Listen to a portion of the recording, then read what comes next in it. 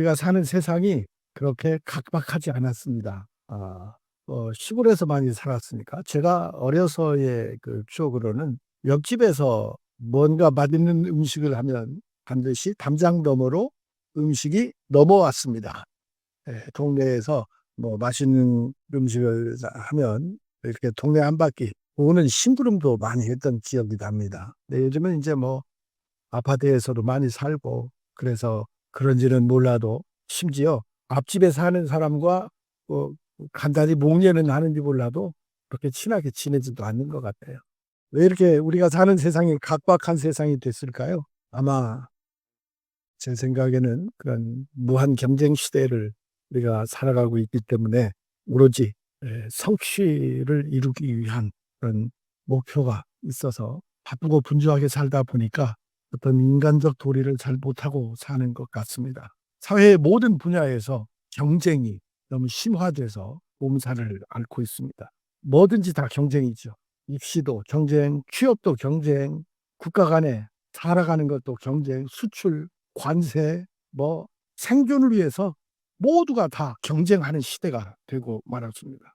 어떻게 보면 서로 죽느냐 사느냐 하는 이런 경쟁을 하면서 치열한 삶을 살아가고 있습니다. 그러다 보니까 정말로 심각한 것은 풋풋한 인간미 이런 건 사라진 지 오래가 됐어요. 아무도 서로 믿지도 않고 믿을 수도 없고 그런 세상이에요. 얼굴 표정은 정말 연기를 잘합니다. 별로 반갑지도 않은데 어머 너무 반가워요 막 그러고 연기를 참 잘해. 시커먼 속내를 다 속에다 숨기고 발톱을 감추고 그렇게 살아가는데 아주 익숙한 세상이 되어버리고 말았습니다. 그런 우리가 사는 이 세상에 오늘 우리는 한 사람을 살펴보면서 다시 잃어버린 우리의 사랑을 인간됨을 찾아봐야 하지 않을까 생각하면서 오늘 본문에 나오는 한 사람을 소개하려고 합니다. 그 사람 누구냐면 바로 예루살렘 교회 레위 지파 사람으로 요셉이라고 하는 사람을 오늘 소개하고자 합니다. 당시에 예루살렘 교회는 이 땅에 세워진 최초의 교회였습니다. 그리고 이 예루살렘 교회는 베드로 사도를 중심으로 하는 예수님의 12 제자들이 거의 예루살렘 교회를 거점으로 해서 복음이 전파되었습니다. 그러니까 예루살렘 교회는 지도자도 많았지. 그리고 베드로의 뒤를 이어서 야고보가 예루살렘 교회를 담임하는 담임 목사도 되고 그랬습니다. 그리고 교회가 부흥하면서 그 7 집사도 세웠어요. 말하자면 안수 집사죠. 7명의 안수 집사를 세우면서 그 첫 번째 이름에 누가 올라가냐면 사도행전 6장 5절에 보면 그 스데반 집사를 필두로 해서 7명의 안수 집사를 세웁니다. 그런데 여기 이 7 집사의 이름에 요셉 집사의 이름은 오르지 않아요. 저도 그걸 좀 의아하게 생각했습니다. 예루살렘 교회 평신도 중에서 가장 큰 영향력을 미친 사람이 바로 요셉이라는 사람이었거든요. 이 요셉이라고 하는 사람은 부자였어요. 레위 지파 사람이었어요. 그래서 그런지 아마 레위 지파는 하나님께서 거룩하게 구별한 지파잖아요. 레위 지파에서 제사장이 나오게 하고 성막을 관리하는 사람으로 세우셨어요. 그래서 그 땅을 분배해 주면서 땅도 나누어 주지 않았던 지파죠. 아마 그래서 7 집사에 임명이 되지 않았나 하는 추측도 해볼 수 있지만 확실한 근거는 없습니다. 근데 이 요셉이라고 하는 사람이 부자였어요. 그래서 그 당시에 이 예루살렘 지역사회의 삶은 가난하기 그지없어요. 왜? 로마가 지배하고 있고 우리나라가 외정시대에 살았던 삶을 생각하면 쉽게 상상할 수 있습니다. 배고팠어요. 먹을 게 없어요. 그래서 예루살렘 교회는 각 다른 지역에서 살다가 온 유럽형 그 유대인들이 많았어요. 먹을 게 없었죠. 그래서 먹을 것이 있는 사람들이 자기 집에 먹을 것을 가지고 와서 함께 나누어 먹었어요. 그런데 이 요셉이라고 하는 사람은 자기 밭을 팔아서 그것을 사도들의 발 앞에 갖다 두어서 그것으로 우리 예루살렘 교회 교인들이 먹을 것이 부족하지 않도록 헌금을 했어요. 요셉이라고 하는 사람이 하나님께 드린 이 헌금은 우리 같은 교우들이 밥을 굶는 것을 볼 수가 없어서 하나님께 드린 거예요. 그래서 사도들이 오늘 성경 말씀을 보면 사도들이 아마 베드로 사도가 맞으니까 그렇게 지었겠죠. 요셉 집사에게 별명을 하나 지어주었어요. 그 별명이 뭐라고요? 바나바라고 하는 이름을 지어주었습니다. 바나바라고 하는 이 별명의 뜻은 뭐냐면 격려자, 위로의 아들이라는 뜻이에요. 그러니까 이 요셉 집사에게 바나바라고 하는 이름을 지어준 이유는 이 요셉 집사가 자기 밭을 팔아서 교회의 어려운 사람들을 함께 먹도록 해주었어요. 그래서 이 바나바라고 하는 이름으로 이제 나중에 계속해서 성경에 그 이름이 나오는데, 바나바의 예루살렘 교회의 영향력은 굉장했어요. 그 7 집사들은 예루살렘 교회를 섬기는 사람이었지만 바나바는 사도들에 의해서 선교사로 파송을 받게 돼요. 그러니까 어떻게 보면 7 집사보다도 바나바의 역할은 훨씬 더 컸던 것 같습니다. 그래서 나는 오늘 우리 세상, 우리가 사는 이 세상에 우리 교회에 이런 요셉 같은, 바나바 같은 그런 사람들이 정말 필요한 세상이다 생각을 하면서 오늘 바나바의 삶을 조명해 보려고 하는 겁니다. 요즘 우리가 사는 시대는 이제 불태출의 어떤 영웅이 필요한 시대 아니에요. 어떤 사람이 필요하냐? 사랑하고 위로하고 격려하고 베풀고 이해해주는 그런 사람들이 필요한 세상이 됐습니다. 개인과 집단, 국가 간의 철저한 이기주의가 이제 도를 넘은 지 오래됩니다. 그동안 1차, 2차 세계대전 이후 세계의 질서는 어찌 보면 미국에 의해서 많은 그 평화를 이루어 왔어요. 중세 시대까지는 팍스 로마나라고 했습니다. 로마를 통해서 세계가 평화를 누리게 된다는 뜻이겠죠. 1차, 2차 세계대전 이후 미국은 많은 나라를 도왔어요. 그중에 우리나라도 미국이 주도하는 연합군, 유엔 연합군에 의해서 해방이 됐어요. 우리나라는 큰 은혜를 입은 나라죠. 뭐 세계 16개국 국가에서 군대, 뭐 의료팀, 뭐 이렇게 와서 우리나라를 구해줬지만 그 중심에는 미국이 있었습니다. 그런 미국이 지금은 이제 우리도 좀 살아야 되겠다 하면서 관세를 막 15%, 25%, 40% 지금 세계가 난리가 났잖아요. 여러분 지금 다 화면으로 보고 계시잖아요. 근데 보면 미국이라고 하는 나라가 지금 잘 살았어요, 지금까지. 그런데 그렇게 관세를 매기고 하는 뭐 그런 이유도 있기는 해요. 미국의 국가 부채가 35조 달러라고 하죠. 이건 엄청난 돈. 그러니까 미국이 어떻게 보면 부채 국가가 됐어요. 근데 미국이 뭐 세계 평화를 위해서 막 다 나눠주고 뭐 그래서 그런다기보다는 그 어떤 질서를 유지하기 위해서 군대에 뭐 국방비로도 많이 썼겠죠. 근데 근본적으로 미국이라는 나라는 잘 사는 나라예요. 우리나라 사람들이 자동차, 큰 차 좋아한다고 하잖아요. 미국에 가면은요, 큰 차도 아니에요. 미국에서 생산되는 차들은 다 대형이에요, 대형. 기름값 생각 안 해요. 뭐든지 다 풍요로워요, 미국. 그냥 뭐 부족하지 않게 지금까지 살았어요. 그런 것들이 어떻게 보면 부채가 될 수도 있었겠다 하는 생각을 합니다만 저는 경제학자는 아니니까 그 이상은 잘 모르겠어요. 어쨌든 예루살렘 초대교회가 그 당시 사회가 먹을 것이 부족한 사회였지만 가난하지 않았다 그랬어요. 오늘 성경 말씀에 그 이유가 누구냐? 바로 요셉, 바나바 같은 사람들의 헌신이 있었기 때문에 예루살렘 교회는 풍요로웠습니다. 이렇게 바나바의 헌신으로 바나바가 존경을 받고 칭송을 받고 하니까 그 헌신과 칭송을 받는 그것이 부러워서 또 그걸 흉내내는 사람도 생길 정도였어요. 누구죠? 아나니아와 삽비라. 이 사람들도 온 교인들이 그 바나바를 칭송하고 우러러보고 존경하는 것이 부러워서 시기도 나고 우리도 그렇게 하자 해서 아나니아 삽비라도 자기 밭을 팔아서 사도들에게 갖다 두려다가 이거 다 바치면 우리가 어떻게 살지? 이거 적당히 조금만 하자 해서 적당히 했다가 그만 비극적인 종말을 맞이하기도 합니다. 이렇게 어쨌든 예루살렘 교회 분위기는 넉넉했어요. 훈훈했어요. 사랑이 넘쳤어요. 이런 동기가 정말 순수해서 예루살렘 교회는 따뜻했습니다. 여러분. 근데 이 아나니아와 삽비라에 비해서 바나바는 자기가 하나님께 드린 것에 대해서 일체 어떤 그 권리랄까? 이런 것도 행사하지 않았습니다. 그저 사도들의 발 앞에 갖다 두었다고만 했지 이것을 뭐 어떻게 써야 한다 뭐 하는 뭐 이런 권리 행사 이런 거 전혀 안 했습니다. 바나바의 헌신은 철저하게 하나님께 드리는 헌신이었어요. 같이 기도하고 같이 예배하고 같이 성찬을 나누는 교우들이 밥을 굶는 것을 볼 수가 없어서 헌신하고 봉사하고 하나님께 헌신한 거지. 이 바나바의 헌신은 누구의 헌신과 같냐면 대단히 삼남매 중에 마리아의 헌신과 같아요. 마리아가 어떻게 헌신했나요? 마리아는 시집가기 위해서 준비했던 향유 옥합을 깨뜨려서 주님의 장사를 예비한 여인이에요. 그 헌신이 얼마나 아름답고 얼마나 숭고한 사랑입니까? 그런 사랑을 바나바는 나누었던 거죠. 사랑하는 우리 홍산교회 성도 여러분, 저와 여러분 모두 주님을 위해서라면, 주님의 몸된 교회를 위해서라면, 하나님의 영광을 위해서라면 바나바처럼 계산을 초월해서 그렇게 헌신하고 봉사하는, 내 생명까지도 하나님께 기쁘게 드릴 수 있는 그런 지도자들이, 그런 바나바 같은 성도가 되시기를 축복합니다. 바나바가 정말 그리워지는 이유는 또 하나 있어요. 그건 뭐냐? 바나바는 아주 인간적인 사람, 굉장히 인간적인 사람, 사람을 아끼고 사랑할 줄 아는 사람이었어요. 우리가 살고 있는 이 시대는 그러지 못하잖아요.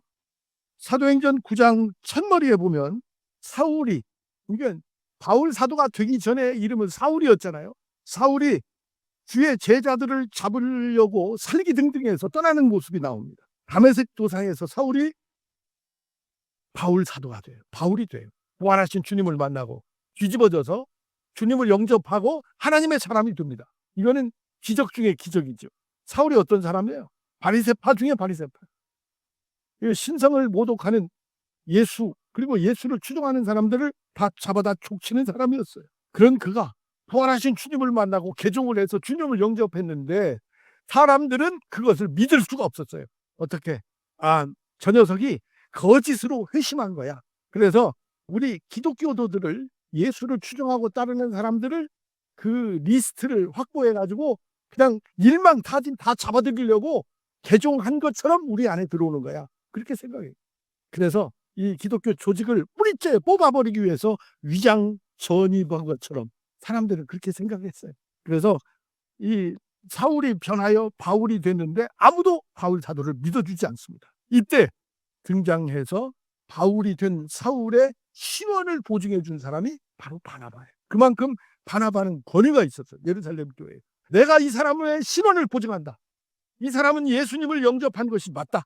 이 사람은 다시 태어난 사람이야. 그 전까지는 우리를 핍박하던 사람이었지만 이분이 부활하신 주님을 만나고 주님을 영접하고 새 사람이 돼서 맞아, 내가 보증해. 이렇게 사도 바울을 복음을 전할 수 있도록 보증을 서준 사람이 바나바. 뭐라고 얘기했어요? 이 사람은 정말로 예수 그리스도를 영접한 사람이 맞습니다. 이 사람은 장차 주님의 큰 일을 할 사람입니다. 우리는 이 사람을 믿어줘야 합니다. 여러분, 내가 이 사람을 보증할 테니 이 사람을 믿어주십시오. 이렇게 바울 사도를 변호한 사람이 바나바예요. 또 있어요. 바울 사도만 보증해 준 게 아니에요. 또 한 사람 있어요. 마가라고 하는 사람의 신원을 보증해 줬어요. 우리 요한복음 공부 새벽에 하면서 많이 우리 살펴봤는데 사도행전 15장을 보면 바울 사도가 많이 컸어요. 이제 그래서 같이 복음을 전하러 선교 여행도 다닙니다. 근데 1차 전도 여행에서 마가가 같이 동행했는데 마가는 부잣집 도련님이에요. 이 마가가 누구냐면 마가 다락방에서 120명이 모여서 기도하다가 성경 받았다고 했잖아요. 그 마가의 집이 부잣집이에요. 근데 고생을 하지 않은 마가가 그냥 하늘을 두루마리 이불 삼아 뭐 이렇게 복음을 전하고 굶는 게 밥 먹는 것보다 더 많고 춥고, 그러니까 부잣집 도련님이 나 이 고생 못 한다고 집으로 가버렸어요. 다시 2차 전도여행을 떠나는데 바울 사도가 나는 저 젊은 마가하고는 같이 못 간다 그랬어요. 그러자 바나바가 뭐라고 얘기합니까? 아직 마가가 젊지 않습니까? 그러면 마가를 데리고 가서 마가가 주님을 영접하고 기쁨으로 복음을 전할 수 있도록 기회를 주어야 되지 않겠습니까? 그러나 이 바울 사도는 아주 강직한 사람이에요. 그래서 바울 사도는 신라를 데리고 전도여행을 떠나고 바나바는 마가를 데리고 전도여행을 따로 떠나요. 예루살렘 교회에서 선교사로 파송을 받았습니다. 그 마가가 무슨 일을 하나요? 나중에 무슨 일을 했어요? 마가복음을 기록했어요. 마가복음이 복음서의 원자료입니다. 마가 자료가 원자료예요. 마가복음을 참고해서 마태복음, 누가복음, 요한복음이 다 기록된 거예요. 그러니까 마가복음이 제일 짧잖아요. 그러니까 다른 사도들 마태, 누가 이런 사람들이 복음서를 기록하면서 마가복음을 원자료로 삼고 그것을 베이스로 해서 복음서를 기록했기 때문에 마가복음 7장 이 엄청난 일을 마가가 했는데 이 마가가 탄생하도록 도와준 사람이 누구라고요? 바나바가 이렇게 위대한 일을 했습니다. 여러분, 이 초대교회에 복음이 전파되는 시기에 바나바가 어떤 일들을 했는지 알 수 있겠죠. 아직 하나 더 얘기할 거 남았어요. 오늘날 교회마다 쉬쉬하지만 문제가 없는 교회가 별로 없습니다. 교회도 죄인들이 모인 곳이기 때문에 세상의 어떤 그런 풍조들이 교회 안에도 다 들어와요. 그래서 조용하고 평화로우면 참 좋겠습니다만 비난도 있고 모함도 있고 서로 걸뜯기도 하고 교회의 지도자들조차도 비판으로부터 자유롭지 못하죠. 그래서 오늘날 우리 이 교회, 현대 교회에 어떤 사람이 필요하냐? 이런 바나바 같은 사람이 필요한 거예요. 바나바 같은 성도가 교회마다 몇 명만 있다 하더라도 교회는 많이 변화될 거라고 생각합니다. 우리 성도님들, 우리 홍산교회에 이렇게 바나바 같은 이런 삶을 더불어서 함께 살아갈 수 있는 성도가 많이 나오기를 축복합니다. 여러분들 모두가 그런 성도가 되실 줄로 믿습니다. 누구든지 그 사람에 대한 가능성을 보고 그 가능성을 키워주는 사람, 그가 가진 장점을 보고 비판하기보다 포기하기보다 그 사람을 믿어주고 키워주는 사람, 그런 사람이 필요한 거예요. 사랑하는 성도 여러분, 주변의 이웃을 아껴주고 부족하더라도 내가 그의 부족함을 이해하고 배려하고 감싸주고 서로 사랑을 그리고 정을 나누는 그런 교회, 그런 성도 우리 교회가 될 수 있기를 축복합니다. 한 가지만 더 바나바가 어떤 사람인지 얘기하고 마치겠습니다. 정말로 바나바가 그리워지는 또 하나의 이유는 오직 바나바는 하나님의 영광을 위한 삶을 살았습니다. 간단히 얘기할게요. 예루살렘 교회 베드로를 위시한 사도들이 선교사를 파송해요. 그 효시 최초의 선교자는 바나바였고 바나바와 바울 사도를 묶어주었어요. 그렇게 해서 개척된 교회가 안디옥 교회입니다.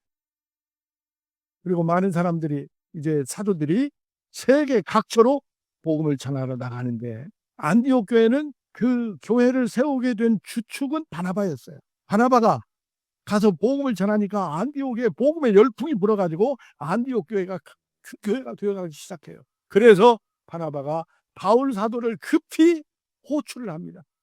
빨리 와서 나를 좀 도와줄게.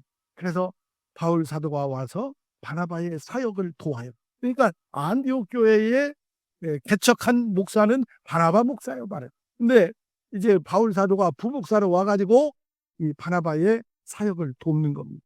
그런데 제가 여러분들에게 성경의 이상한 점을 말씀드릴 테니까 그 원인을 한번 말씀해 보세요. 사도행전 11장에 보면 어떻게 표기가 되냐면 바울과 바나바라고 나와요. 바울과 바나바. 그 11장에서 바울과 바나바의 표기가 바뀌어요. 그 전에는 바나바가 말하자면 선교의 주체예요.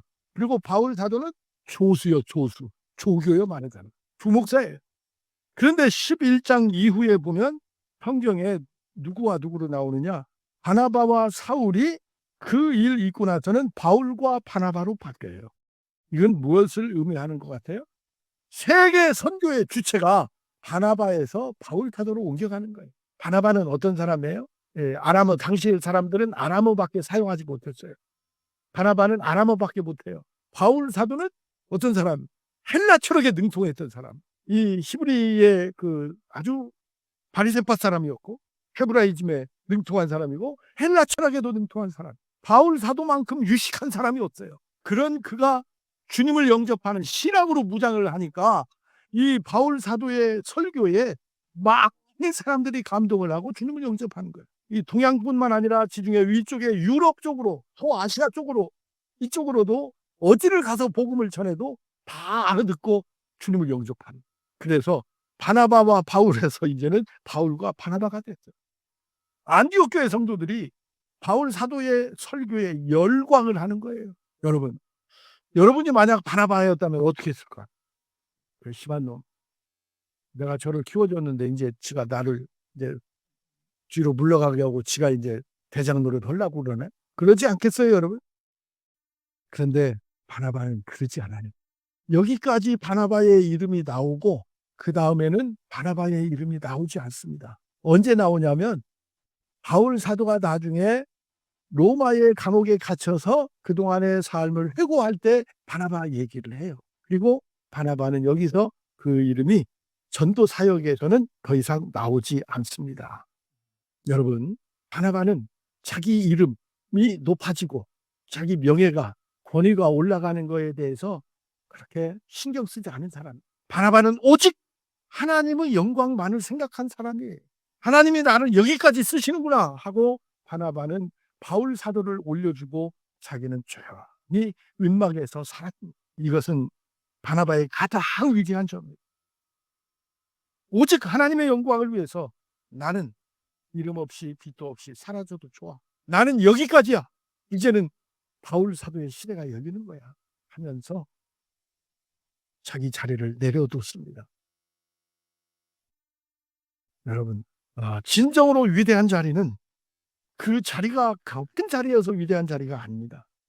하나님이 나를 부르시고 세운 그 자리에서 이름 없이 빛도 없이 묵묵히 그 일을 감당할 때 비로소 그 자리가 위대한 자리가 된다고 하는 것을 우리는 기억해야 되겠습니다. 결론적으로 바나바는 자기의 분수를 아는 사람이어서 내가 할 역할은 여기까지구나. 그리고 조용히 바울 사도에게 안디옥 교회의 그 목회의 모든 권한을 다 넘겨주고 그리고 조용히 사라집니다. 이것이 바나바의 위대한 점이 아니겠습니까? 자기가 인정받고 높임받기보다는 다른 사람이 더 높임받기를 원했던 바나바. 여러분, 사실 기독교의 역사는 이런 사심 없는 바나바 같은 이들이 있었기 때문에 복음이 세계 만방에 전해지지 않았겠습니까? 그래서 저는 그렇게 생각합니다. 우리 홍산교회에도 한국 교회에도 사도 바울 같은 이가 필요하지요. 그러나 하나님은 오늘 우리 중에서 이런 바나바 같은 그런 지도자가 더 많이 나오기를 기다리고 계시는 줄로 믿습니다. 우리 홍산교회가 이런 바나바 같은 성도가 많이 나오기를 주의 이름으로 축원합니다.